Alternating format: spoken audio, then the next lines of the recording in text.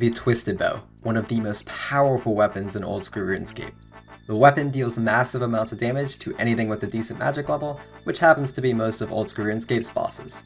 With its power though, comes a price, which is almost 1.4 billion as of recently. After selling a Twisted Bow to complete the 0 GP to Tunic and Shadow, I want to start again from 0 GP and earn enough money to afford the Twisted Bow and take on the Challenge Mode Chambers of Xeric. This is 0 GP to Twisted Bow. In the last episode of 0 GP to Twisted Bow, we started to earn money using rune crafting to make the first few mil on the account. We then went on to purchase a dragon pickaxe with that money to make even more money using mining, and finally attempted to make money with smithing, but we ended up failing in the end. In between episodes, I decided to continue working on mining a bit while editing the video, and managed to scrape up 30 unidentified minerals and 74 golden nuggets. Along with those items, we got some ores, which ended up being worth a decent amount of money. As you saw between episodes, I did a bit of mining at the mining guild and the motherlode mine, and here is the loot from all of that. I want to start this episode by going ahead and selling off all of it, including the dragon pickaxe I bought in order to see where we stand. Went ahead and sold off everything. Looks like we got a nice 3 mil there, plus the cash stack we got from the last episode. So we're up a couple mil from the last episode. Looks like 12.1 mil. Plus I went ahead and did the clue scrolls I had in the bank. We've got the beginner clue for 1k and the medium clue for 4k. Another elegant piece, which is 2 times rarer than ranger boots, but hey, it is what it is. 2 times rarer than ranger boots, and it doesn't even sell for 1 GP.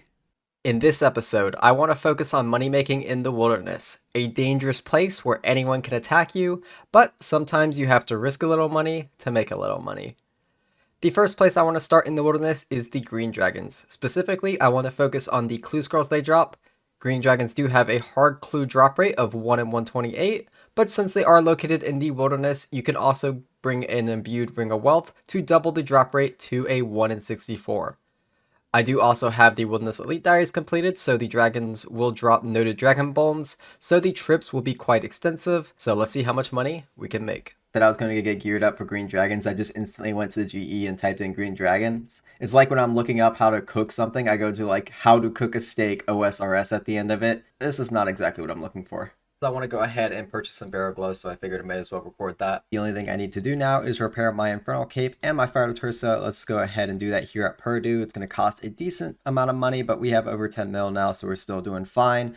And one thing I would like to purchase, I did end up going with an abyssal whip for green dragons right now, but a Vigorous chain mace isn't too much out of the question. It's around 13 mil at the moment, so I am just short of that. So when I get enough money to purchase one of those, I will probably go ahead and do so. And one thing I also want to work towards while I'm here at the green dragons is 99 attack, and it might not seem very relevant, but since I have an Avernic defender and I don't have any dragon defender, having a 99 attack skill cape will give me infinite warrior tokens to get my dragon defender back real easy. And on our first kill, we got ahead and got ourselves the looting bag. I was thinking about buying the looting bag pouch, whatever you can buy from the Grand Exchange, but it ends up the pouch or whatever is worth 40k. And in reality, you get a looting bag in one of your first few kills anyway, so it would have just been a waste of money. One other small thing that the Ring of Wealth does, other than giving me double the rate of hard clues at a 1 in 64, is whenever I get a coin drop from these green dragons, it will just automatically put it in my inventory. So another small thing that the Ring of Wealth is good for. There is the first hard clue scroll from green dragons. Not too bad, so let's go ahead and head out of here and complete our first hard clue scroll. The first hard clue scroll completed, and I think I'm going to stack up the caskets until I get myself 99 attack from green dragons and see how many we get from there. Before we head back to green dragons though, one thing I remembered is that they have recently changed the combat achievements, and I believe if we go ahead and head to wherever panel this is, and we go into our combat tasks, we have rewards to collect from Gommel, and specifically the hard combat achievements will increase your chance of getting a hard clue scroll from, I think, a 1 in 64 with the Ring of Wealth to a 1 in 60. Not only do we get that 1 in 60 hard clue drop rate, but we also get some antique lamps, which means more agility XP, which is great for me. Bro, what is this? Hope this fills you up? Stale baguette? Like, what? I guess that, how much money is that nowadays? I guess I can't figure it out. Let me go to the bank. An extra 500k just by talking to the sandwich lady. We will take that every day of the week. Got my second clue scroll, and I figured since it is a woody step, I may as well go ahead and purchase some Royal Sea Pods, so now I have those for some level 30 teleport. I think I'm on my fourth hard clue scroll now, and talk about a perfect clue right here next to the green dragons. That's what I'm talking about. And there we are, level 99 attack, which means I am done with green dragons and I can start training defense, as it's the only combat stat other than prayer I don't have to level 99. And we can finish up here and go grab that skill cape. Before we grab the skill cape though, I may as well show the loot from all of that. It looks like we got just over 5 mil, but that does include the stale baguette, which I got quite lucky on, I can't lie about that. We also got ourselves 19 Roroi caskets, and I do want to open those, but before we do, I think I want to go for the Dragon Defender first, since the Cyclops in the underground basements actually have a chance of getting a hard clue, and you know, getting a nice 20 hard caskets would be kind of nice. There we are, the attack skill cape. I've actually never had an attack skill cape, and I think it's one of the coolest one, and that has a very, very cool emote. Let's go ahead and show that off here. That is not the correct emote I was looking for, but yeah, the nice attack emote. I've always been jealous of people who had it back in the day when I used to play in old RuneScape days. Very nice to have this for myself, and then the effect gives you infinite Origo tokens, so we'll go ahead and get ourselves that Dragon Defender. But before we do, we may as well make some upgrades since we do have 10 mil. I can go ahead and buy myself, I guess, like an Obsidian Shield for some strength bonus, Dragon Boots, and so on and so forth. Here are the upgrades I decided to go for. Didn't spend too much money, as I do want to spend the rest of this money later on, and I will also sell off all of the money that I made from the dragons later, but first, I want to see if I can go ahead and get that 20th hard clue scroll. Okay, there we are, the Dragon Defender that did not take very many kills at all, definitely less than 100. 46, I am very happy with that. 46 for the Dragon Defender, so I can go ahead and sell this shield off and continue. I went ahead and sold the shield off, but the more important thing I want to go ahead and do is, unfortunately, I did not get myself another hard clue scroll, but we have 19 caskets to open, so let's go ahead and open those.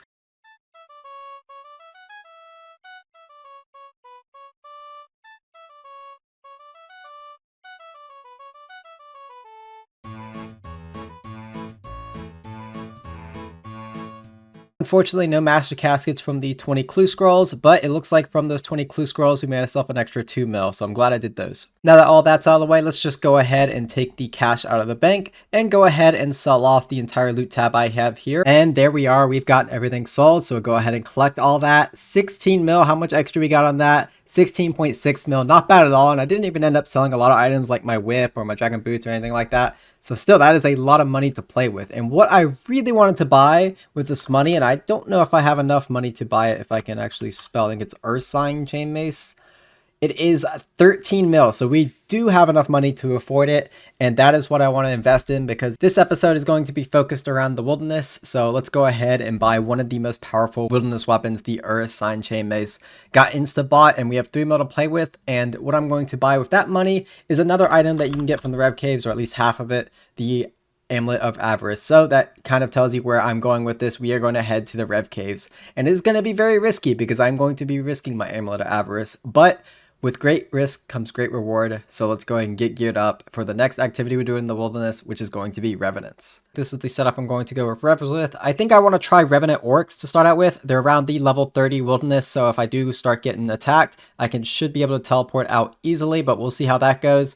I am risking quite a bit of money here since I am going to be skulled. As you can see, that is without Protect Item. With Protect Item, I'm probably risking over a mil, and that is a lot of money for me right now. I do not have a lot of money in the bank, probably like 20 mil total, maybe even less than that if I sell everything. So yeah, this is a lot of money on the line here, but like I said earlier, you gotta risk money to make some money.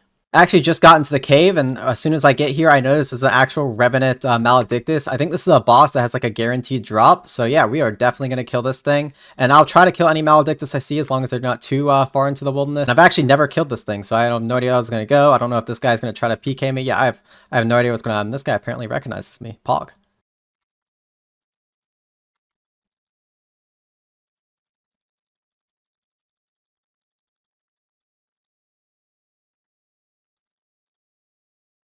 Okay, I'm just going to go ahead and teleport out. A nice 500k drop. We will take that every day of the week.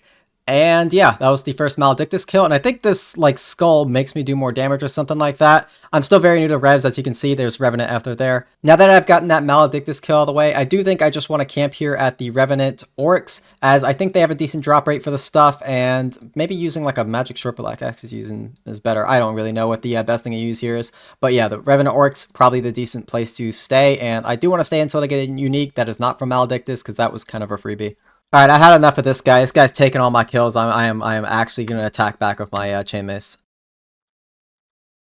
And there we go, we asserted our territory. These Revenant Orcs are mine. Now, I don't actually have any live commentary for this clip here, but another Maledictus spawned, so of course I go for it. and unfortunately someone does to come and try to attack me. One thing I did learn from doing Revenants in this video is for whatever reason Jagex added some kind of combat delay in revs to teleports. It's sort of like deadman mode, and I have to be honest, I am not a big fan of it at all. I am definitely biased while saying this because I am trying to escape the PKs, but at the same time, due to the delay, it's basically impossible for me to escape some PKs, and you'll see that here, along with something else that happens.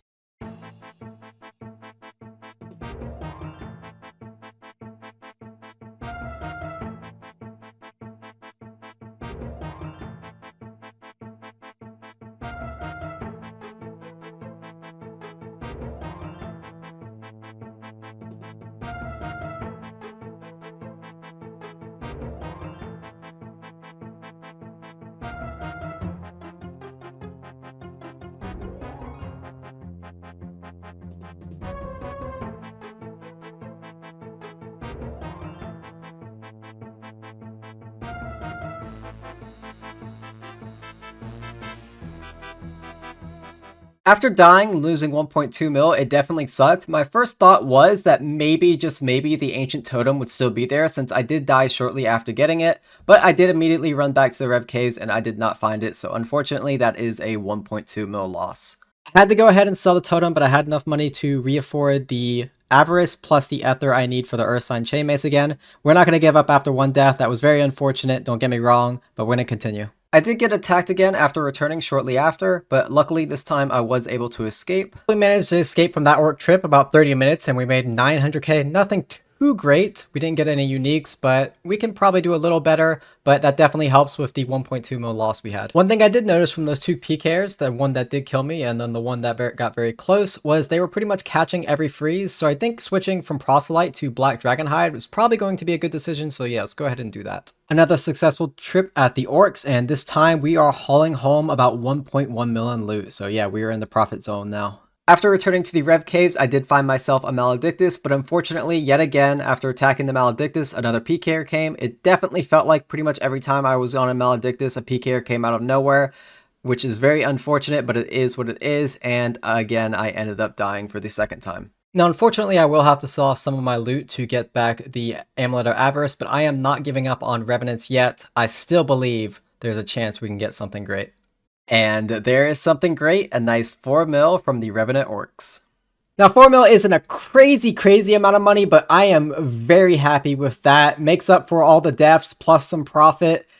For like hourly profit, we're still doing pretty bad. We've been here maybe an hour and a half, even with those deaths. So I guess we're doing okay. Probably like 4 mil made in those hours, which I guess considering the amount of money I have isn't bad at all. But let's continue. I definitely want more than just the medallion. I would like more than just the medallion, but honestly, if nothing else happens, I'm pretty okay with this. 4 mil is very decent money. Fortunately, after that 4 mil drop, we didn't get PK'd anymore, and we were able to bring home a few 1 mil plus looting bags, like this one right here. But unfortunately, we did not receive any more uniques, and it was time to move on to our last money-making method. Sold off all the loot from Revs, I got a nice 2.8 mil, plus I still have the medallion I didn't collect, so in total, a nice 6.8 mil profit. That's actually not too bad, considering it was only about 2 hours in total. Plus the Amulet of Avarice I was able to buy back. So yeah, overall not terrible. Here is the loot tracker for those curious, only killed around 244 orcs. But again, like I said, we still made a decent amount of money even with those 2 losses I had. Now we're on to the wilderness bosses, and the first one I want to go ahead and try is Calvaron. You could probably guess that since I am bringing my Salve Amulet, but one thing I don't want is to be Skulled. I would like to bring my Dragon Defender, Barrows Gloves, and don't have to worry about risking it. So in order to get rid of my skull, I am going to go ahead and head to the Mist Guild. And if you're looking to get rid of your skull real fast, just reminisce in the Pool of Dreams, fight Galvic, and then just die instantly and your skull gets disappeared. Now I have a feeling a lot of these wildy bosses are going to be extremely busy, so I think my biggest goal for all of these wildy bosses is to just get 20 KC of all of them. Once I have that, I can go ahead and peek and figure out if people are in there, and it's a nice goal to have. 20 KC is enough to maybe get lucky, but it's not too much, so I don't have to grind for an obscene amount of time. And there is the first actual kill. That is actually 20 KC for me. However, I do want to get 20 KC for the video, so I guess let's just go for 40 KC to make it a nice round even number, maybe even 50. There is KC number 40, and I think I'll stop here because I'm getting very close to running out of charges in my weapon. And I also got myself an elite clue scroll, so yeah, let's go ahead and do that and move on to the next boss. We got the elite casket, and inside of it, 246k. That's actually pretty decent for an elite clue scroll. A lot of onyx bolt tips, not too bad. Let's move on to the next wilderness boss. The next wilderness boss I'm going to go ahead and try is going to be RTO, but I've heard this one in particular is extremely camped, so let's actually see if we can find a world first. It only took about 50 world hops, but it seems like I have found a world. Let's just make sure we're not going to die here to RTO, and it looks like we're already getting attacked, so that's great. I couldn't find a world over at RTO, so I decided to take it over to Spindle, and hopefully I'll have some luck here. I guess we'll find out. Well, speaking of luck, it looks like that first kill I'm doing, I got myself a treasonous ring. Nice 150k, but yeah, not really too great. And a few kills later, we get Onyx Bolt Tips. It's pretty funny that this is like not a unique drop. I think it's running 25 or something like that, and it is worth double the amount of a treasonous ring. But I guess that's what happens when you bring items like the Web Weaver bow upgrade and the Voidwalker gem from this boss. Here is Spindle kill number 20, which means I can now peek into the lair. So yeah, I think I'll leave it here. It doesn't feel like these kills are optimal here using a Vigorous Chain Mace, or I guess the new Ursine Chain Mace. So let's actually see if we can actually get into Callisto, or the RTO, I think is what it's called now. I do not have high hopes, but I want to at least give it a little bit. I cannot believe it. I actually found a world where I could do RTO. It is a miracle and a blessing. We will take it. This one was already damaged, but I will stay here as long as I can with this inventory. I'll even use up all my brews and die here if I need to. I really want to get this 20kc. I want to see how close I can get to it. Finally, 20kc at RTO completed, and our final loot is going to be 12,000 coins. This took a lot longer than you might think so. I know I did kind of jump cut for having something like 8kc, and now I only have 20, so you'd think 12 kills or however many kills I had to do wouldn't take a long time. But RTO is probably the most packed I have ever seen. It feels impossible to find a world at RTO, and I am just very thankful I found enough time in between worlds and enough whatever gaps in between people banking or whatever, where we've got 20 RTO KC, and I don't plan on going back anytime soon as long as it is busy as it is. It is absolutely crazy. Let's go ahead and show you guys the loot from the 3 wilderness bosses I ended up doing. I didn't do too many kills as you saw there, but even with the small amount of kills I did, I actually made quite a bit of money. If I open up the sidebar here, only 15 RTO made 600k, 11 Spindle made 666k, that's a little spooky there. And then the 21 Calvaron I did made almost 1 mil, and I guess with the Elite Clue Scroll, it definitely did make over 1 mil, so not too bad there, not too bad at all. So I want to go ahead and sell pretty much all the loot I made in this episode. I was selling it off as I was going, so I do have the 8.4 mil cash there. But I guess this is like the loot from wilderness bosses, and probably want to sell off all my supplies and probably a decent bit of my gear as well. I think for now I'll go ahead and keep the Ursine Chain Mace, as I might want to sell it off at a specific price. And I actually think I do want to, use it for a thumbnail for the video and all that. So yeah, I'll hold on to that for now. But we'll sell off everything else, and we'll see how much money we made in this episode. We actually made probably more than you think we did. After selling off basically everything in my bank, this is pretty much everything that I kept. We are left with, it looks like 11 mil. I think I still had a few offers I had to complete. If we go through that, examine the cash stack, we are now at 11.7 mil. But of course we have the chain mace, we have all these items here. So if we go into the price checker, looks like we started this episode with around 10 mil, and we end this episode with a nice 27 mil. That is a 17 mil increase this episode. That is very nice. That is very nice indeed. I am super happy with the progress that we made in this episode. Nothing too crazy. I know I could definitely go for higher heights, but at the same time, I never got any insane uniques. I did get the Treasonous Ring, which isn't worth a whole lot from Venenatus, and I did get the 4 mil totem from Revenant Orcs, which is still a very decent drop, but it definitely could have been much better. That is, however, going to be the end of episode 2. I do want to thank you guys for the support on episode 1. It is absolutely amazing. And a lot of you guys started subscribing as well. I'm over 11,000 subscribers now. I really do appreciate it. I really can't say it enough. It genuinely means a lot. I still can't believe how well everything's doing. But I do want to set a goal for the next episode, which I don't think I did in the last episode, and that is to hit 100 mil cash. Yes, you heard me correctly. We only went up from 10 mil in the first episode and 27 in the second, but I am setting a huge goal of 100 mil cash in the next episode, and I have a pretty good plan to complete it, and you'll have to see in the next episode what I decide to do. I hope to see you guys there in the next episode, and I hope everyone watching has a great day, and I'll see you guys very soon.